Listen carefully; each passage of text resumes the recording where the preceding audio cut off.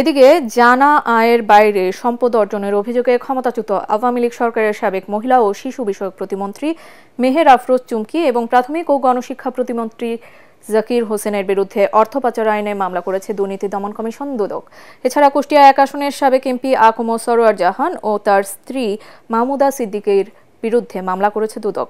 সরোয়ার জাহানের বিরুদ্ধে ৪ কোটি ২০ লাখ টাকার অবৈধ সম্পদ অর্জন এবং ৬টি ব্যাংক হিসেবে ১১ কোটি ৪৩ লাখ টাকা অস্বাভাবিক লেনদেনের অভিযোগ রয়েছে।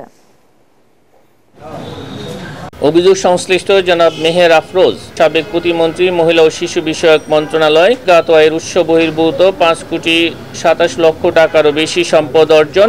জনাব মোহাম্মদ জাকির হোসেন, সাবেক প্রতিমন্ত্রী, প্রাথমিক ও গণশিক্ষা মন্ত্রণালয়, অবৈধ উপায়ে জ্ঞাত আয়ের উৎসের সহিত অসঙ্গতিপূর্ণ ১২ কোটি ৮১ লক্ষ টাকারও বেশি সম্পদ অর্জন ও সন্দেহজনক লেনদেন করে প্রাপ্ত অর্থ বা সম্পত্তির অবৈধ উৎস গোপন ও আড়াল করার উদ্দেশ্যে হস্তান্তর, স্থানান্তর এবং রূপান্তরের অপরাধে সংশ্লিষ্ট ধারায় আরও একটি মামলা রুজু করা হয়েছে।